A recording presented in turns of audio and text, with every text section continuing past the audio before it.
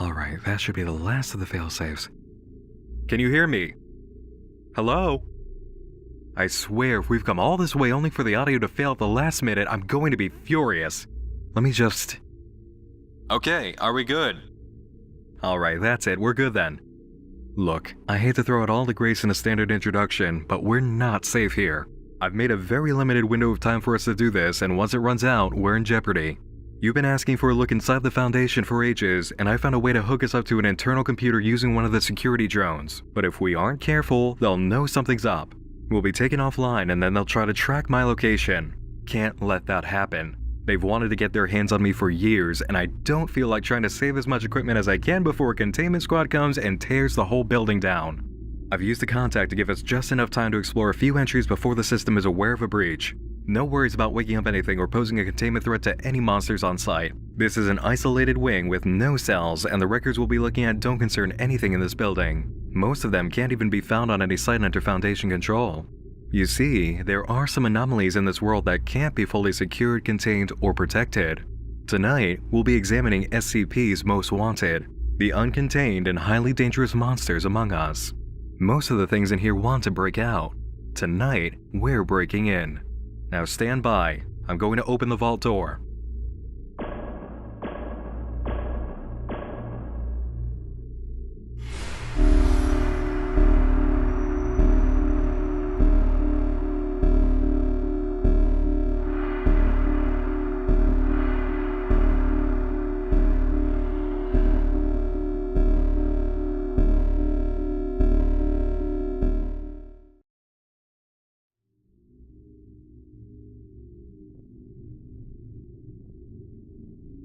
Okay, we're connected.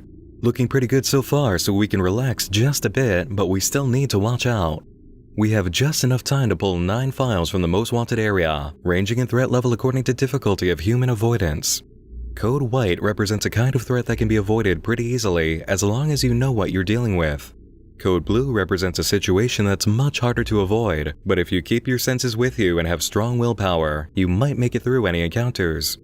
Code Red is what the Foundation really doesn't want anyone knowing about. Threats to humanity that are very difficult or currently impossible to predict, prevent, and take down. As we explore, remember that we can't get certain bits of information. Anything under major lockdown by the Foundation, such as names, locations, and identifying characteristics, will be replaced with a note that it's been redacted.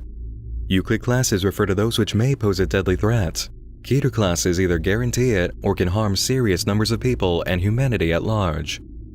Our first entry is item number 1155, Predatory Street Art. Object Class, Keter. SCP-1155 manifests as a work of street art or graffiti depicting the form of a humanoid creature with sinewy forelimbs, claw-like hands, and the head and feathers of an owl. The depicted pose is variable, but tends towards a predatory stance with eyes that appear to track the viewer. Anyone viewing this image directly will experience a compulsion to investigate further. Victims describe a nervous fascination and a desire to move closer. This can be resisted with effort, especially if the subject is aware of SCP-1155's anomalous properties. If a subject approaches within 6 feet and is not in the line of sight of another person, they will be subjected to a violent attack, suffering severe lacerations, dismemberment of extremities, whole or partial removal of soft body parts, and penetrating head trauma consistent with those that would be inflicted by a large beak and/or talons. The attack generally takes about 6 seconds to conclude, upon which both SCP-1155 and the victim will vanish, and 1155 will reappear elsewhere in the usual manner of a relocation event within 7 days. Attacks can be halted before this event by re-establishing line of sight to the victim, but this is not recommended. See Record of Incident 1155-A. Attempts to track where the victims are taken by equipping test subjects with GPS locators have failed. Based on tested interruptions performed at predefined intervals, the attack follows a defined pattern. The victim will first be restrained, and the eyes and tongue will be removed. rapidly followed by the amputation of the hands and feet. The victim will then be disemboweled and the intestines and stomach removed. Death usually follows due to shock or rapid blood loss, but only if the attack is interrupted by visual contact. The fate of victims who disappear along with SCP-1155 at the conclusion of the attack is unknown. Incident 1155-A reads as follows. 2 surviving Class D personnel used for attack interruption tests were given medical treatment and kept alive in the aftermath of the event. Both were incoherent and could not adequately communicate what had happened to them, though D-89-786, whose eyes had been taken during the attack, claimed to still be able to see, and he provided a description of a larder containing bodies of previous victims of SCP-1155 along with the entity itself. D-89-786 escaped from on-site quarters during a containment breach by an unassociated SCP and was pursued by local law enforcement, who had been told that he was a severely disturbed patient from a local mental hospital. Responding officers reported they saw the suspect walking into an alleyway, but before they could apprehend, a scream was heard, and when they rounded the corner, it was found that D-89-786 had disappeared. The alleyway was a dead end with no visible exits. D-89-789, with eyes, tongue, hands, and feet removed before the attack was halted, had been transferred to a secure site. A period of rapid relocating was noted in SCP-1155, during which it was observed in several public places with a posture that suggested hunting and tracking behavior. 1155 appeared for several hours high up on the side of a building in full view of many witnesses, who fortunately could not access it. In view of the difficulties of containment, Site Command made the decision to bring D-89-789 back into the city. 1155 was observed to appear several times on walls, advertisement boards, and bridges along the transport vehicle's path. 789 was observed to become increasingly agitated and hysterical during the process. D-89-789 was transferred to a remote location on the edge of city limits, placed in front of SCP-1155, and visual contact was broken. 1155 and D-789 disappeared, and 1155 resumed previous pattern of manageable relocation behavior. The SCP Foundation has a few areas of the affected city cordoned off and made to look abandoned so they can keep tabs on 1155, but constant relocation by the Owl makes permanent containment impossible. Mobile Task Force PI-1 are in charge of finding new areas of residence by 1155 as quickly as it relocates. Surveillance and general population deterrence are set up at the new locations, and the process repeats as soon as the Owl moves again. A permanent way to close it off or dispose of 1155 is still being investigated. Any form of damage done to the surface it resides on just forces it to immediately relocate. Be careful walking around in your local city. That graffiti on the wall may be much more dangerous than a few layers of paint. Speaking of the city, how do you normally get around in yours? I do hope you're walking, taking a bike, or have your own car, because our next entry makes public transportation a lot more difficult. SCP-2086 is classified as a Keter object, and for good reason. It's a species of arthropod resembling various makes, models, and brandings of public transport vehicles, typically buses. A newborn specimen of SCP-2086 can be expected to grow to full size within 1 week. On average, SCP-2086 specimens live 12 to 15 days, with females producing up to 20 offspring after reaching reproduction age at approximately 8 days. Mature bodies of SCP-2086 do not feed, instead living off of nutrients consumed as juveniles. However, only mature 2086 instances display foraging behaviors. When foraging, SCP-2086 are almost indistinguishable from standard automobiles, although closer examination does reveal the steel, wood, plastic, and glass to be a specialized form of chitin. Vital organs such as the heart, brain, and stomach are stored beneath the flooring of SCP-2086's inner chamber. A human body, preserved in a shellac-like substance, typically serves as the decoy driver of wild 2086 entities. Fibrous appendages protrude into the body. SCP-2086 instances use these fibers to manipulate the body, providing a more lifelike appearance. 2086 can unravel their roofs into wings that are capable of lifting the entire organism in flight, which is their standard method of locomotion when not foraging. In addition, the wheels can unravel into long, gray or black legs while the headlights appear to serve as bioluminescent optical organs. The appendages of SCP-2086 instances are abnormally apt at fine manipulation when compared to other species of arthropod. Specimens have been observed building crude shelters with the materials located at their nesting grounds. 2086 typically nest in abandoned junk and scrapyards. Juveniles in the wild have been observed removing bus stop signposts and relocating them, typically in a route that leads back to the local colony. Accidental civilian observation of 2086 engaging in this activity is minimized due to the significantly smaller size of juvenile specimens. Mature 2086 will drive along the route laid by juveniles, picking up human passengers. Once a significant number of humans board the body of 2086, the organism releases a substance similar to chloroform to incapacitate its prey. Upon returning to the colony, juveniles will enter the mature's internal chamber. Each passenger is then forcefully removed from the mature body by a juvenile. 2086 will proceed to force the human through a location under their hood, linking to the placement of the steering wheel and driver's seat. Once consumed, hair-like appendages in the driver's seat will pierce the trapped human's body. These appendages serve as feeding tubes, draining blood from the prey. Once the prey has been drained of blood, the feeding tubes will begin to secrete a saline solution into the body. The internal compartment will then begin to fill with a shellac-like substance, preserving it eternally. I was once told that public buses can give you diseases and put you out of commission for a while. Now I know that a public bus can take you out completely. If you step on board SCP-2086, it'll be the last ride you ever take. Our final code-white entry is a bit harder to avoid than buses that kidnap and eat people, but only if you're pretty social online. SCP-1715 is a Euclid-class entity known as the Online Friend, and they're anything but friendly. SCP-1715 is an anomalous entity that sporadically joins and integrates itself into small online communities such as message boards and wiki databases. 1715 uses a different name on each website it joins. However, every recorded username chosen by the entity has either included a redacted word or been thematically linked to a redacted activity. All efforts to trace 1715's source have failed. It is currently unknown whether SCP-1715 is a corporeal entity accessing the internet from a physical location, or an incorporeal phenomenon that exists only on the internet itself. 1715 describes itself differently in each manifestation, but always claims to be between 15 and 30 years of age. The anomaly typically targets small but growing web communities that are centered around video games, television programs, musical groups, and similar interests. SCP-1715 has proven capable of manifesting on as many as 9 sites at once. It is currently unknown if this is the extent of its limitations or merely the highest number of cases observed by the Foundation.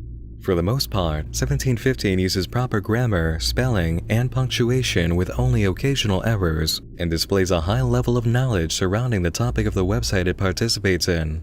Other members of the online communities frequented by SCP-1715 generally consider it to be affable, polite, enthusiastic, and helpful. Because of its attractive personality and active level of participation, 1715 will often become a highly respected user on websites within a relatively short amount of time. On a number of occasions, the anomaly has been promoted to positions of authority by site administrators. SCP-1715 begins to show anomalous properties once it has established itself as a presence on an online community, usually within 8 weeks of its initial join date. At that time, 1715 will send a number of private messages to other site members, beginning with other popular users. These messages generally begin with a declaration of friendship, followed by fabricated details regarding 1715's personal life, and end with a request for the recipient's personal information. If the user ignores the message or responds without providing any factual personal details, no anomalous effects will take place.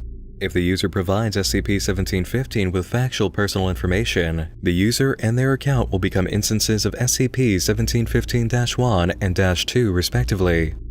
Within 2 weeks of responding to 1715's message, instances of 1715-1 will be injured in a violent incident, homicides, and suicides. Although these events usually result in immediate death, there have been cases of 1715-1 being rendered comatose, brain dead, or similarly incapacitated. Investigations performed by local law enforcement units and Foundation agents have determined all deaths to be apparently non-anomalous in nature and explainable by evidence. In one case, Foundation investigators found evidence that an individual had started planning his murder several years before the 1715-1 victim had ever joined a message board. It is currently unknown if 1715 is somehow influencing these events or if it actively seeks out individuals it knows will die. After SCP-1715-1 is deceased or otherwise incapacitated, the corresponding website account, known as 1715-2, will remain active in its respective online communities, posting content that is consistent with its former owner's personality and writing style. Occurrences of 1715-2 possess the same memories as their counterparts up until the time of their death, but deny that they are, in fact, dead, often accusing the inquiring party of being a troll. 1715-2 will discuss the same topics as their living counterparts, with the exception that they will occasionally post messages that could be interpreted as references to their death. Accounts for 1715-2 remain active as prolific members until such time that 1715 announces its own departure from the website. Once this takes place, all instances of 1715-2 will reply to the announcement with various well wishes and goodbyes before immediately ceasing all anomalous activity. Beyond their apparently symbiotic connection to SCP-1715, there does not appear to be a limit to the amount of time 1715-2 can remain on site. One group remained active for 11 years, analyzing and discussing episodes of Buffy the Vampire Slayer on a daily basis until the site was eventually shut down by Foundation personnel. You may want to take a look at some of your own circles online now that you've been made aware of SCP-1715. It's nice to have internet friends, but you certainly wouldn't want them to get too involved. Chalk this up to another reason to avoid sharing personal details online. Here's an entry that doesn't care for your personal details. They're after something much more powerful than your name. The first of our Code Blue entries, SCP-1076, Euclid Class, known as the Only Child. SCP-1076 refers to a species that always appears as a child between the ages of 3 and 5 with an unwashed appearance and long matted hair, barefoot and dressed in ragged clothing. Cursory physical examination reveals signs of moderate to severe malnutrition and bruising and scarring consistent with physical abuse. Specimens of both sexes have been encountered and normally appear to be of the majority ethnicity of their place of discovery.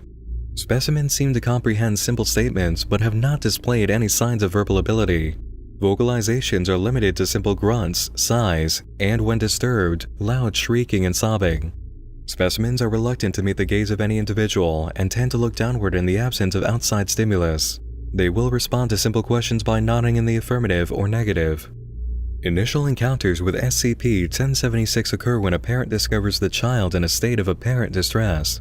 These incidents occur in isolation. There are no known cases with any third-party witnesses. Subjects report an overwhelming feeling of pity for the specimen and, in every recorded case, take it into their home. Once inside a home, 1076 begins to monopolize the attention of the parents to the exclusion of their own children. Children already present in the home begin to show signs of neglect and malnutrition and become depressed, sullen, and withdrawn. Behavioral problems such as truancy and running away become frequent, which may attract the attention of school authorities or social welfare agents. Upon investigating, the authorities become obsessed with the welfare of 1076 as well and subsequently ignore the children. An infestation typically ends in the death of the parents and other caretakers as they neglect their own well-being in order to attend to 1076. In the few cases where the Foundation was able to contain an infestation before this occurrence, subjects who were separated from the specimen became violent or nearly catatonic, and repeatedly demanded to be reunited with their baby. If two specimens of SCP-1076 meet, they will attack each other with great force, using teeth and fingernails until one or both are dead. Any personnel witnessing such an attack should be treated for possible psychological trauma. The human instinct to help children in trouble is very strong. The sight of a child in the condition SCP-1076 presents would result in immediate attention by concerned adults. However, because of the effects of 1076 within a person's home, it may very well be that its anomalous properties work when someone first encounters it as well. The inability by human nature to resist a child in distress can be considered as strong as the power of our next entry in a different way: the fear of authority. Whereas the only child is an entity innocent people discover, SCP-973 is the kind that finds you. Smokey is a highly dangerous Euclid-class entity composed of two bodies. SCP-973-1 is a police cruiser resembling those used by state troopers in the early 1970s. The vehicle appears to be in an advanced state of disrepair. Eyewitness accounts have consistently mentioned large dents in the doors and hood, a heavily cracked windshield, heavy rusting, and a loose rear bumper secured with duct tape. 973-2 is reported as a Caucasian male in his late 40s, wearing a state trooper uniform dating from the same time period as the vehicle. Subject is described as balding, slightly overweight, and having a handlebar mustache. SCP-973 will manifest at night when another vehicle enters a redacted territory, and is believed to be triggered by the target vehicle accelerating over a certain speed. This limit varies, with the average being in the area of 55 miles per hour, but it can range anywhere between 35 and 70. No predictable pattern or connection between differing limits has been found as of yet. When this limit is broken, SCP-973 will appear approximately 0.4 kilometers behind the target vehicle and will chase them down at high speed with the siren and flashers on. This is accompanied by a looping message played on the target's radio consisting of the word "Run." In many cases, the target will flee with 973 in pursuit and will be overtaken in 1 to 6 minutes. At this point, data expunged, clearance level insufficient. The remains of 34 individuals and 19 vehicles have been found within 6.4 kilometers of the affected roadway.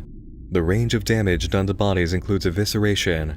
Data expunged, clearance level insufficient. In 3 cases where the body had been damaged by the impact to the point that visual identification was impossible. 5 survivors are within Foundation custody, all suffering from various degrees of mental trauma.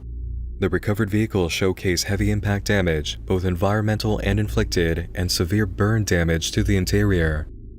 Addendum 3. SCP-973's area of effect seems to be expanding, as does the window of time that manifestations occur. Security protocols have been adapted to this event. 973's method of operation suggests that there's very little that can be done to avoid it, but we do have survivors, and records of its history does give us 2 options. Don't go over 35 miles per hour in areas where state troopers hide, and if you do see 973 appear behind you, put the pedal to the floor and hold on to the wheel. Your life depends on it. Our final, Code Blue, would be nearly unavoidable if it weren't for its rate of exposure and the ability to perceive things that may be wrong with other people. The efforts of the Foundation to eliminate the threat has also given the general population a much higher chance of survival. The slow burn sloth may seem innocent at first, but it's been marked as a Keter class for a reason. SCP-2774 is any medium which contains SCP-2774-A. 2774-A is a mimetic image of an unknown humanoid entity, presumably wearing a sloth costume. Effects of viewing 2774-A set in between 40 to 100 hours after exposure.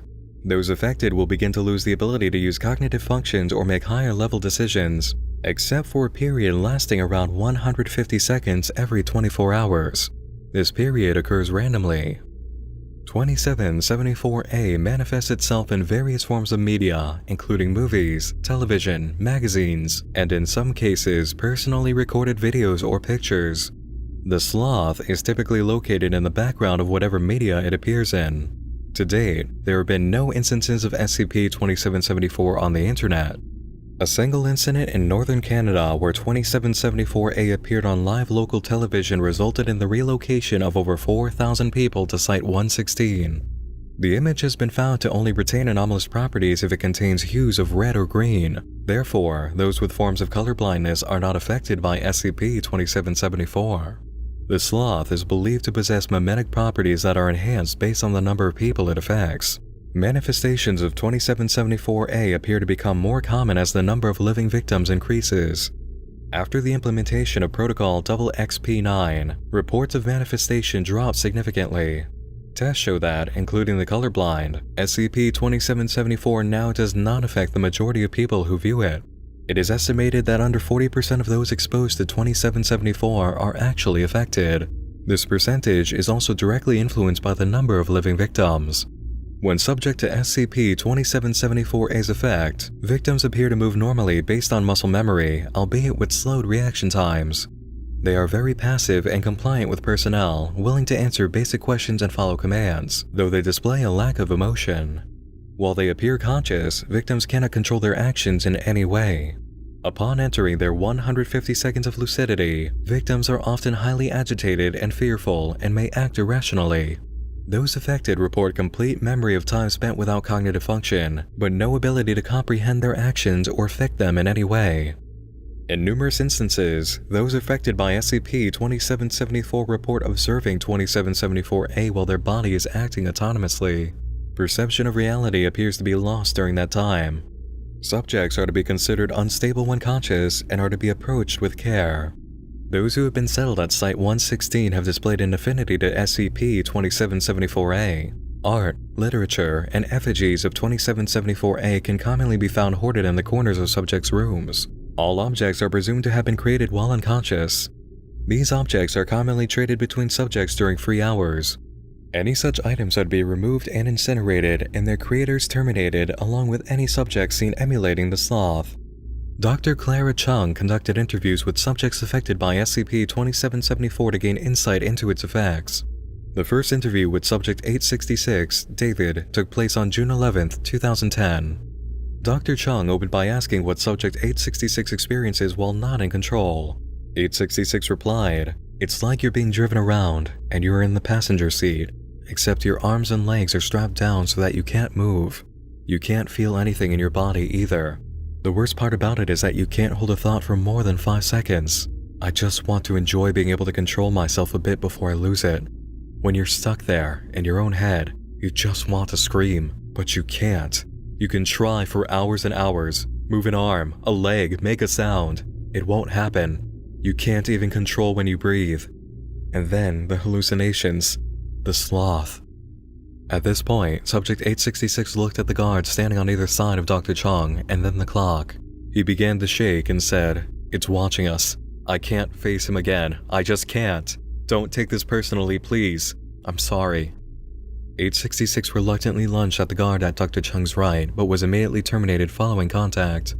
After this interview, the clock was removed from Dr. Chung's room. Slightly more information came during the next interview. Subject 7444 reported constantly seeing the sloth out of the corner of their eye, and if they gave many details about what it wanted, they would suffer.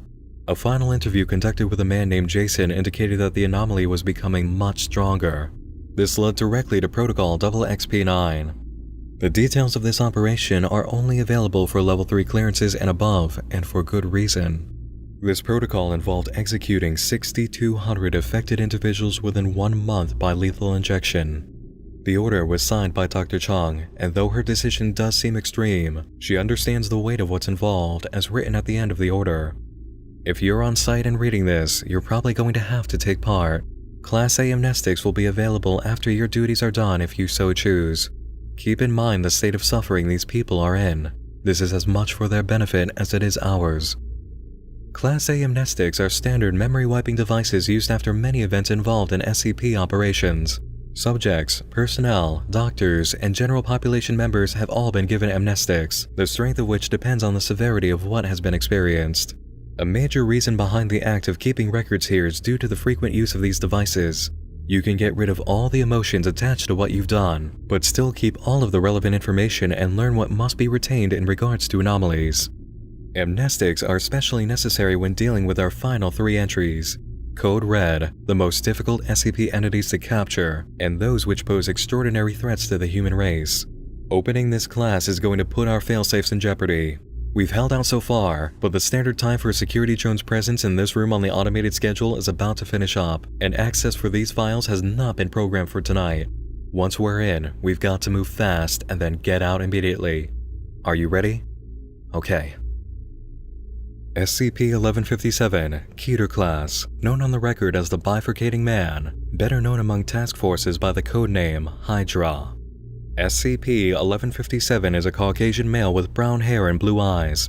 The subject's anomalous nature was first discovered when a body of 1157, designated 1157-1, surrendered to the local police in Arizona, claiming to be a member of a terrorist group.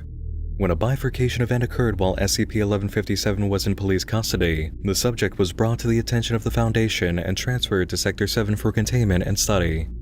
At intervals of approximately 4 weeks, all bodies of SCP-1157 undergo a simultaneous bifurcation event at 3:08 a.m. Eastern. While SCP-1157 sleeps, each subject will split into 2 identical bodies. The event is accompanied by a burst of light and energy which disables any recording devices. Any clothing or other items worn by 1157 will be deposited on the bed underneath the subjects. Protocol G7 is to be enacted immediately after every bifurcation event. The containment area is to be flooded with a gaseous sedative. A security team equipped with gas masks must enter the containment quarters and remove one of each resulting subject pairs for euthanasia, study, and disposal. SCP-1157 displays a limited form of shared consciousness. While each body exhibits their own personality and can make individual choices, they also experience the surface thoughts and impulses of all others. Based on subject interviews, at the time of SCP-1157's initial detention, at least 5 bifurcation events had already occurred. During containment, there have been 3 observed events. To the best estimation, the current status of SCP-1157 is as follows: 32 bodies contained, 34 bodies confirmed deceased, 45 bodies euthanized during containment, 86 bodies unaccounted for. In additional records for this entry, an interview was recorded with SCP-1157-1. 1157-1 because after initial containment, he did split in 2, forming a clone which was designated 1157-2. Body number 1 states the reason for his containment: "I go to sleep, and when I wake up, there's one more of me." It has happened before, and the previous cloning in containment makes the 5th event. "There's 32 of me now," he says, followed by, "No, I will not." Dr. Torres, the interviewer, asked if something was wrong. "They can hear us, you know. The rest," 1157-1 reported. "They're not happy with me." "You can hear them all?" Dr. Torres asked. 1157-1 replied, "Yes. A bunch of scared bullies shouting in my ear. I saw what they did. I saw what I was becoming." "No. Not me. You. I made a choice." The subject shut his eyes and breathed deeply. "I'm sorry. There's a lot of them now. It's overwhelming sometimes." The interview ceased at this moment. In the other room, SCP-1157-2 was able to repeat the entire conversation. Additional reports indicate that masses of SCP-1157 clones have come together to train for combat and begun stockpiling weapons. Though 1157-1 was originally cooperative, the clones have all shown the same growing need for resistance. Each raid by the Foundation on 1157 safe houses has been met with increasingly heavy violence. Inside of containment, the clones have attempted riots under hive mind actions, and after the most recent attempt failed, those who survived all carved completely identical phrases into their cell walls. "You cannot contain me. Should one escape your grasp, thousands will arise within the year." Elimination efforts for 1157 are well underway. Meanwhile, researchers continue looking for a way to effectively deal with our next entry. SCP-029 is a Keter class, appearing as a pubescent female of Asiatic Indian descent. She appears to suffer from alopecia universalis. Over 80% of her pigmentation is a true black, while the rest of her skin has a complete lack of melanin to the point of albinism.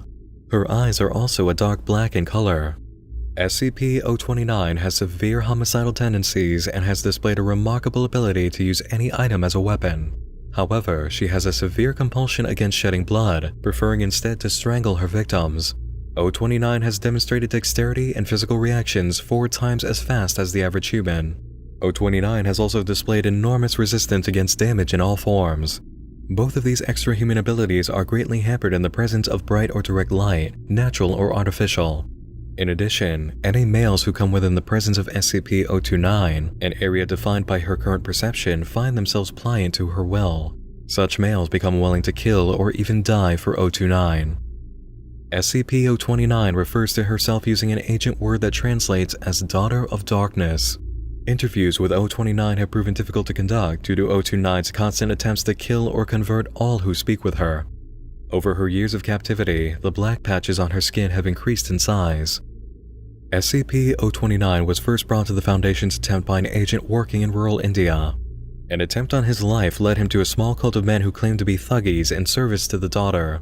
Several weeks of investigation proved that they believed the world to be in the last years of the Kali Yuga, and that by sacrificing 1 million people to the Daughter of Darkness, they could raise their goddess and end the world. They also believed that only sacrifices performed through strangulation added to the tally. Events led the agent to their mountain fortress where he discovered 029. After the loss of said agent, forces were ordered to conduct a siege which ended in acquisition of SCP-029. 7 years after capture, 029 began showing anomalous growth in her black pigmentation. When questioned about it, she claimed her followers were on the move once more. Investigation led to a concentration of so-called thuggies that had escaped initial foray. After discovering that all followers were there for one of their holy days, a tactical airstrike was called in. When the first bomb dropped, SCP-029 awoke from slumber, screaming at the top of her lungs. 029 continued to scream for the next 4 hours, ranting and raving that we were killing her people. Since this event, the growth of black pigmentation has stopped completely. 029 has also redoubled her efforts to escape. And okay, speaking of escaping, the Foundation just broke one of our failsafes. We are definitely past the time this drone should be connected on the maintenance schedule and the system knows it. Their security is digging in. We've gotta hurry. Word of warning though. If you're squeamish about violence, gore, mutilation, bad things happening to kids, and some not so pleasant bodily fluids, you don't want to experience this final entry.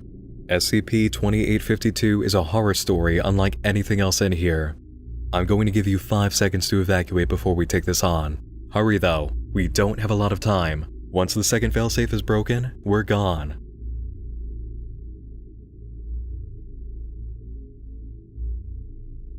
Alright, let's finish up. SCP-2852, Keter Class, known as Cousin Johnny. Incidents of SCP-2852 have the appearance of a middle-aged white male. Biologically, the cells of SCP-2852 are genetically identical and human. However, incarnations do not have any identifiable organs.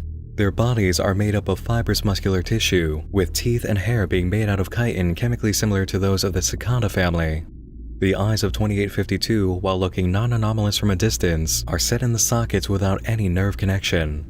While capable of speech despite having no vocal cords or analogous organs, 2852 does not show any grasp of language, speaking in a word salad. Despite this, all individuals at a 2852 compatible event will perceive the subject as speaking intelligibly and will regard its actions as normal unless briefed of its anomalous properties beforehand. Individuals describe 2852 as being playful with a crude sense of humor, and all individuals affected in a 2852 event will refer to the subject as Cousin Johnny. 2852 incarnations appear at various Catholic and Anglican religious functions and are treated as being an established member of the family. Incidents of 2852 are accepted regardless of family resemblance or ethnicity.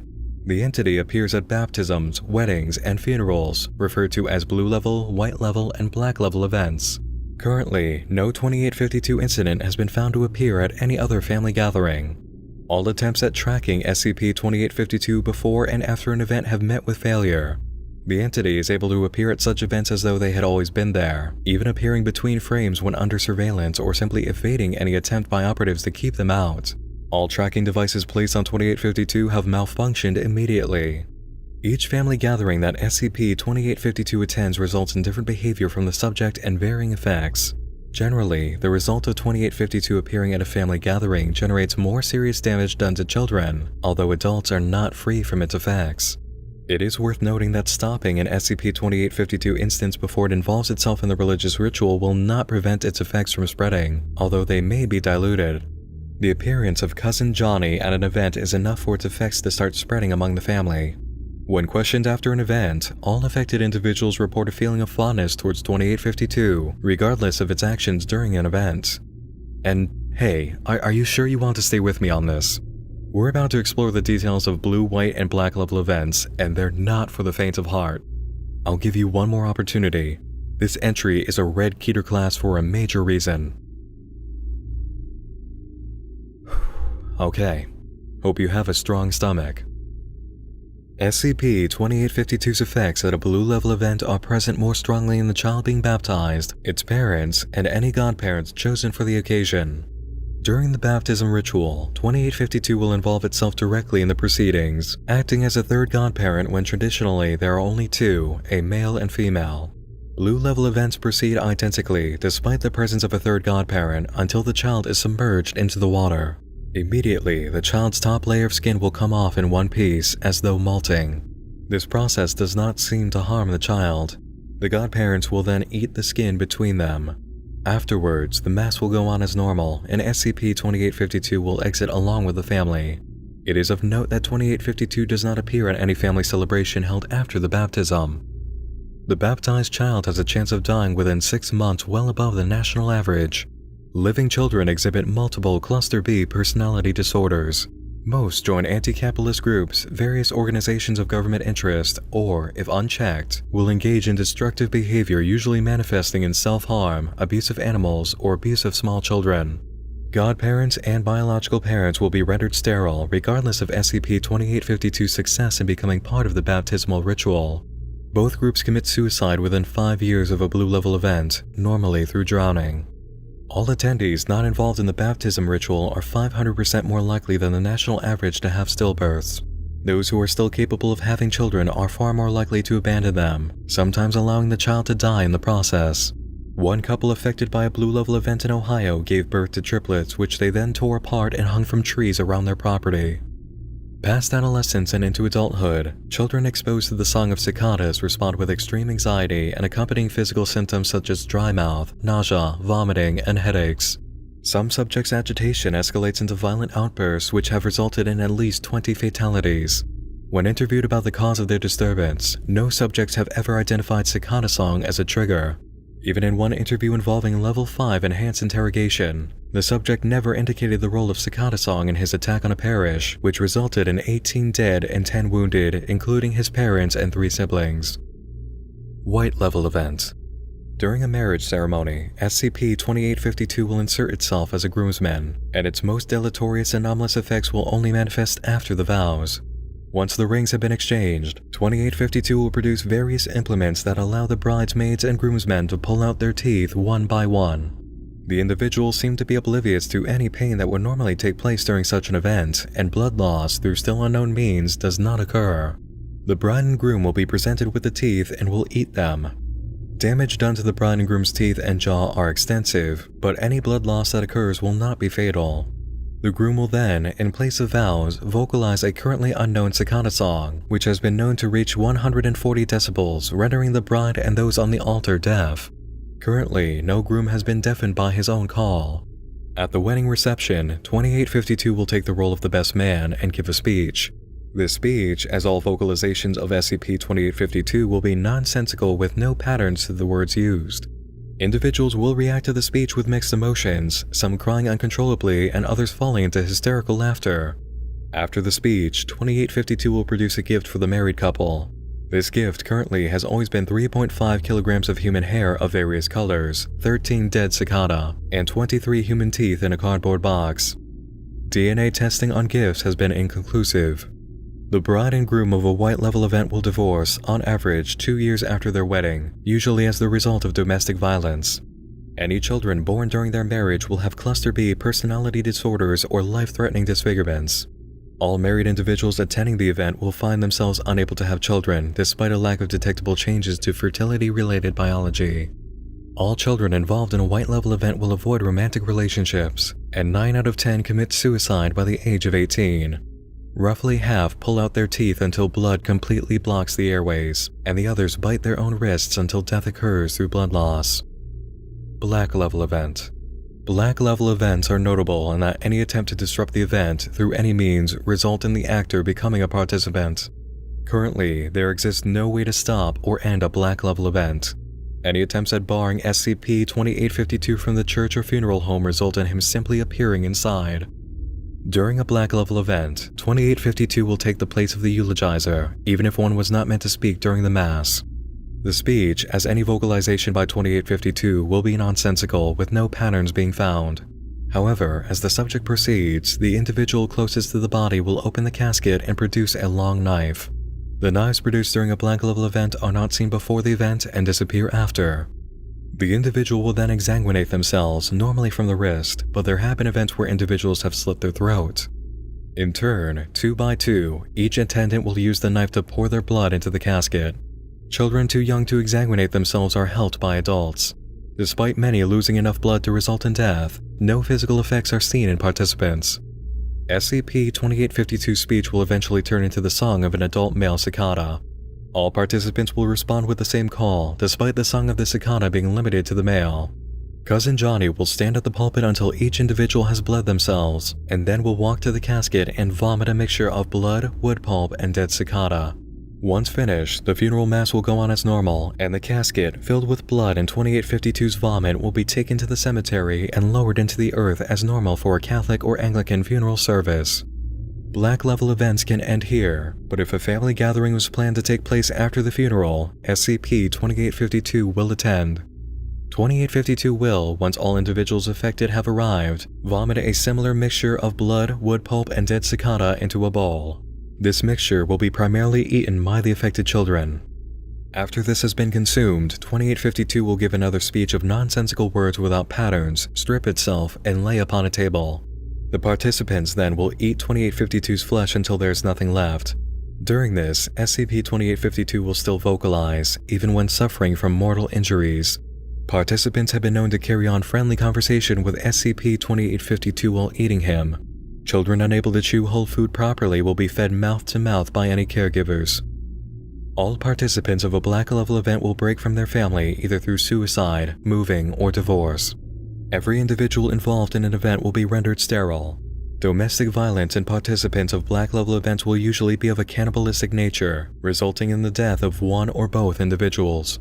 6 out of 10 children involved will murder one or both of their parents before they turn 18. And that's the last of our red entries. Cousin Johnny, the ultimate uninvited guest. And speaking of which, we're all uninvited guests and security's about to crack the second failsafe. It's time for us to break this connection. Thank you all for joining me in the dark this evening behind the 4-foot-thick concrete walls of the SCP Foundation. Major thanks to all of my supporters on Patreon whose contributions helped us pay the bribes needed to get inside of here and hire enough hackers to hold out this long. Their names will automatically play after the connection breaks. I made sure of it by the coding. Stick around to check them out. Once more, I'm Nick Nocturne, and we're getting the hell out of here. The second failsafe broke and they just found the third. I'll see you again real soon, sleep tight, and wish me luck. I'd really hate to be incarcerated. Good night.